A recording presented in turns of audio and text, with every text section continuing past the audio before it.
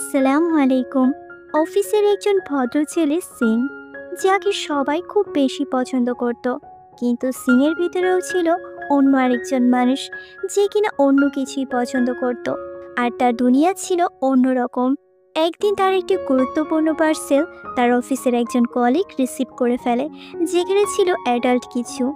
সিংয়ের ওই কলিগ যখন সিংয়ের সম্পর্কে এই সব কিছু জেনে ফেলে, সিংয়ের মাথা তো একদমই নষ্ট হয়ে যায়। সিং একটু অন্যরকম ছেলে, সে কুকুর সাজতে পছন্দ করে, এমনকি সে এমন মেয়েকে গার্লফ্রেন্ড করতে চায় যে সব সময় তার উপর হুকুম চালাবে, এমনকি তার উপর অত্যাচার করবে। সে এই জিনিসটাকে অনেক বেশি পছন্দ করে, এটা তার শখ। আর তার এই শখের বিষয়ে তার এক অফিসের কলিগ জেনে ফেলে।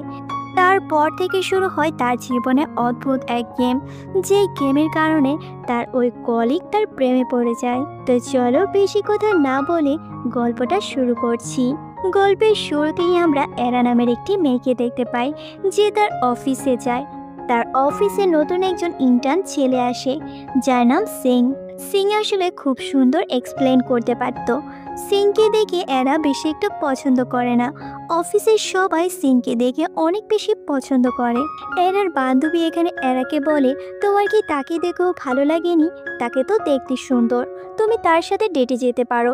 কিন্তু এরা এখানে বলে সিংকে তার পছন্দ হয়েছে, কিন্তু সে একটু সময় নিতে চায়। তারপর এরা বাসায় গিয়ে তার মাকে সিং সম্পর্কে বলে। এরার মা তখন এরাকে বলে, তোমার উচিত ওই ছেলেকে ডেট করা, তোমার বয়স অনেক হয়েছে, এখন তোমার বিয়ে করে নিজের সংসার গোছানো উচিত। এইখানে তোমাদের বলে রাখি, এরা আর সিংয়ের নাম কিন্তু সেম সেম। তোমাদের বুঝতে অসুবিধা হবে, তাই আমি আলাদা আলাদা নাম বলছি। পরের দিন এরা অফিসে আসলে তার কাছে একটি পার্সেল আসে। অন্যদিকে সিংয়ের কাছে খবর যায় তার পার্সেলটি ডেলিভারি হয়ে গিয়েছে, কিন্তু সে তো পার্সেল পায়নি। সে জানতে পারে তার অফিসের একজন কলিগ তার পার্সেল রিসিভ করেছে। সে তখন দৌড়াতে থাকে এরাকে থামানোর জন্য, কিন্তু এরা তো এইদিকে তার পার্সেল ওপেন করে ফেলেছে। সে দেখতে পায় ভিতরে একটি ডগের বেল্ট রয়েছে। সিং অনেক চেষ্টা করে এনাকে থামানোর জন্য, কিন্তু পসিবল হয় না। সে তখন কুকুরের ওই বেলটা হাতে নিয়ে বলে, এটা আমার কুকুরের, তুমি কিছু মনে করো না, ঠিক আছে ছেড়ে দাও, আমি দেখে নিচ্ছি। কিন্তু এরা জোর করে তার পার্সেলটা ওপেন করে, আর দুইজনের টানাটানিতে ভিতরের সব কিছু নিচে পড়ে যায়। আর এরা দেখে ফেলে এটার ভেতরে অ্যাডাল্ট কিছু ছিল। সিং তো এবার ভীষণ লজ্জায় পড়ে যায়। সে তো এখানে কিছু এক্সপ্লেন করতে পারছিল না, দৌড়ে সব কিছু নিয়ে পালিয়ে যায়। পরের দিন থেকে সিং কিছুতেই এরা সামনে আসতে পারছিল না। অন্যদিকে এরা যে কিনা সিংকে নিয়ে নানান কিছু কল্পনা করতে শুরু করে। অন্যদিকে সিং তার ফ্রেন্ডকে আজকের ঘটনা নিয়ে এক্সপ্লেন করছিল। সিংয়ের ফ্রেন্ডরা বলে, আমাদের মনে হচ্ছে এরা তোমার এই সব কিছু সম্পর্কে যেহেতু জেনে গিয়েছে, তাই সে হয়তো অফিসের সবাইকে এই সব কিছু বলে দেবে। সিং এবার ভয় পেতে শুরু করে, তাই সে পরের দিন সকাল হতে অফিসে গেলে একটা টেডি বিয়ারের মাথা নিয়ে নিজেকে ঢেকে রেখে কাজ করতে থাকে। কিন্তু হঠাৎ দুর্ঘটনাবশত সে পড়ে যায়। এরা এবার সিংকে সামলাতে আসে, আর তারা দুইজন একসাথে বসে কথা বলা শুরু করে। সিং এখানে এরাকে বলে, তোমার জানা উচিত, তুমি যেহেতু আমার সম্পর্কে সব কিছু জেনেই গিয়েছো, আমি সব কিছু এক্সপ্লেন করছি। আমার একটু অদ্ভুত ধরনের শখ রয়েছে। আমি এমন গার্লফ্রেন্ডদের পছন্দ করি যারা আমাকে সবসময় একটি বেবির মতো ট্রিট করবে, এমনকি তারা আমার ওপর হুকুম চালাবে। আমার এক্স গার্লফ্রেন্ডের এটা পছন্দ ছিল না, তাই সে আমাকে ছেড়ে গিয়েছে। এখন তুমি আমার এই সব কিছু সম্পর্কে জেনে গিয়েছো, দয়া করে তুমি অফিসের কাউকে এই সব কিছু বলবে না। এরা এখানে বলে, ঠিক আছে ঠিক আছে, আমি এই সব কিছু কাউকে বলবো না। সিং এখানে বলে, তুমি কি আমার মাস্টার হবে? এরা সিংয়ের এই কথা শুনে কিছুটা অবাক হয়, সে তো এই কথার জন্য প্রস্তুত ছিল না।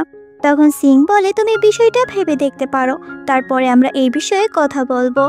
ওই দিন রাতেই তারা একটা অফিসের পার্টিতে যায়। সেখানে সিং আর এরার বস কিছু অদ্ভুত বিষয় নিয়ে আলোচনা করছিল। এরার বিষয়টা ভালো লাগে না, সে তখন এমন ব্যবহার করে। সিং এখানে মনে করে হয়তো এরা তার কোনো বিষয়ে রাগ করেছে, তাই সে এমন করছে। সিং তখন ওখান থেকে বের হয়ে গাড়ির কাছে এসে কান্না করতে থাকে। তখনই এরা ওখান দিয়ে যাচ্ছিল, সে সিংকে দেখতে পায়। সিংকে সে জিজ্ঞেস করে তার কি হয়েছে। সিং বলে, তুমি আমাকে নিয়ে ওখানে কথা বলছিলে। আমি বুঝতে পেরেছি তুমি আমার বিষয়টাকে ঘৃণা করছো। ঠিক আছে, আমি তোমার থেকে দূরে সরে যাব, আর আমি আমার অফিসও চেঞ্জ করে ফেলবো। এরা তখন সিংকে বলে, তুমি ভুল মনে করছো, আমি তো আমার বসকে নিয়ে কথা বলছিলাম। আমি তোমার বিষয়টা ভেবে দেখব, তুমি একদমই চিন্তা করো না। তারপর এরা সিংকে নিয়ে গবেষণা করা শুরু করে। ইন্টারনেটে এবং বিভিন্ন মানুষের সাথে কথা বলে সে সিংয়ের বিষয়টা বোঝার চেষ্টা করে যে সিংয়ের মতো মানুষরা একটু অন্যরকম হয়। তাদের কিছু অদ্ভুত ধরনের শখ থাকে, যেমন ডগ সাজা, বিভিন্ন গেম খেলা ইত্যাদি ইত্যাদি। এরার কাছেও জিনিসটা অনেক ইন্টারেস্টিং মনে হয়, তাই সে সিদ্ধান্ত নেয় সে সিংয়ের সাথে 3 মাসের একটা কন্ট্যাক্ট করবে। পরের দিন অফিসে আসলে এরা লক্ষ্য করে অফিসের সব মেয়েরা সিংয়ের দিকে অনেক বেশি অ্যাট্রাক্ট হচ্ছে। তখন এরার বান্ধবী এরাকে বলে, তোমার তাড়াতাড়ি করা উচিত, না হলে হয়তো সিং তোমার হাতছাড়া হয়ে যাবে। সে তখন সিংয়ের সাথে কথা বলে আর তাকে অফিস টাইমের পরে একটা রুমে আসতে বলে। দেখা যায় সিং এরার কথা মতো ওই রুমে চলে আসে।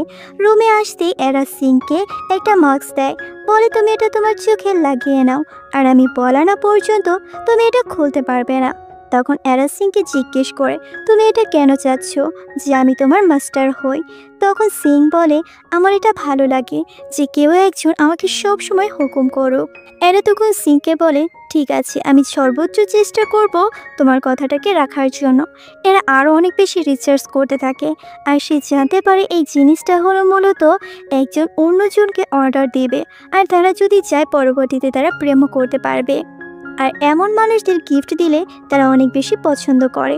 এরা পরের দিন সিংকে একটি গিফট দেয় আর বলে, তুমি এটা নিতে পারো। এবার সিংয়ের কাছেও এরার ব্যবহার ভালো লাগে, আর এরা এবার সিংকে বলে দেয়, আমরা 3 মাসের কন্ট্রাক্ট করছি, 3 মাস আমি তোমাকে অর্ডার করব, আর আমি তোমার সাথে অদ্ভুত সব গেম খেলবো, যাতে আমি তোমাকে খুব ভালো করে জানতে পারি।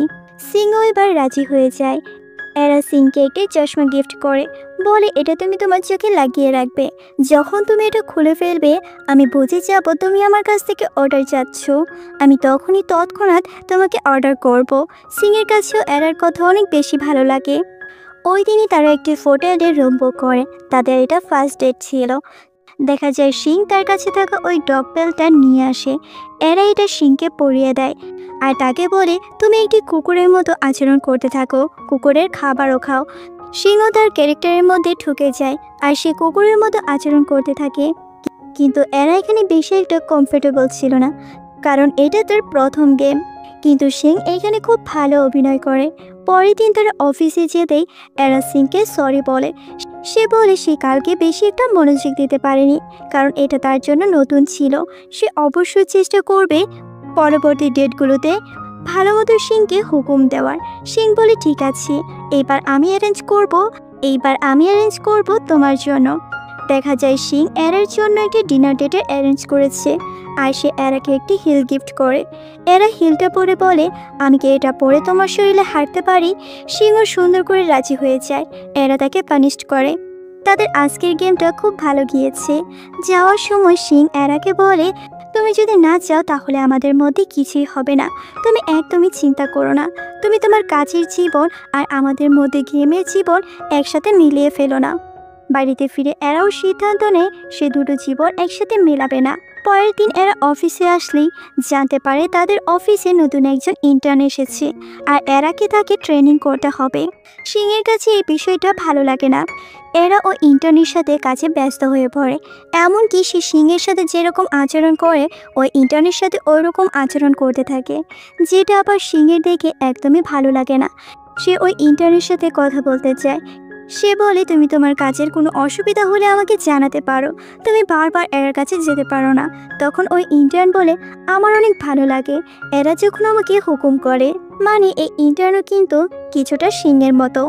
সিং তারপর এরার সাথে কথা বলতে চায়। সে এরাকে বোঝানোর চেষ্টা করে তার একদমই ভালো লাগে না যে এরা যখন ওই ইন্টার্নকে হুকুম করে, সে শুধুমাত্র চায় সিংকেই যেন এরা হুকুম করুক। এরা তখন এই সুযোগ নিয়ে সিংয়ের ওপর চিলিয়ে তাকে পানিশ করতে শুরু করে। অফিসে তখন কেউ ছিল না।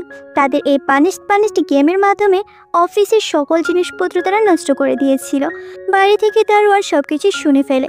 সে তাড়াতাড়ি করে দৌড়ে এখানে আসলে তারা দুজন লুকিয়ে পড়ে আর ওখান থেকে পালিয়ে যায়। এবার অ্যানার কাছেও সিংয়ের এই সব কিছু ভালো লাগতে শুরু করে। সে কল্পনা করতে থাকে সে যখন সিংয়ের সাথে ফার্স্ট নাইট কাটাবে তখন ওইটা কতটা রোমান্টিক হবে। কিন্তু সিংয়ের কাছে এই সব কিছু ছিল স্বপ্নের মতো। কিন্তু সিং তো শুধুমাত্র গেম খেলতে চাইতো। পরের দিন এরা আর সিং নতুন আরেকটি গেমের জন্য বেরিয়ে পড়ে। এই গেমের রুল ছিল তাদের দুইজনের সারাদিন হাত বাঁধা থাকবে। এমনকি এরা যতক্ষণ না পর্যন্ত সিংকে হুকুম করবে ততক্ষণ পর্যন্ত তার হাত থেকে সিং কিছুতেই মুক্ত হতে পারবে না। তারা দুইজন সারাদিন অনেক ঘোরাঘুরি করে। এরা আর সিংয়ের সম্পর্ক দিন দিন ভালো হচ্ছিল। কিন্তু সিং এখানে কিছুতেই এরাকে প্রপোজ করতে পারছিল না।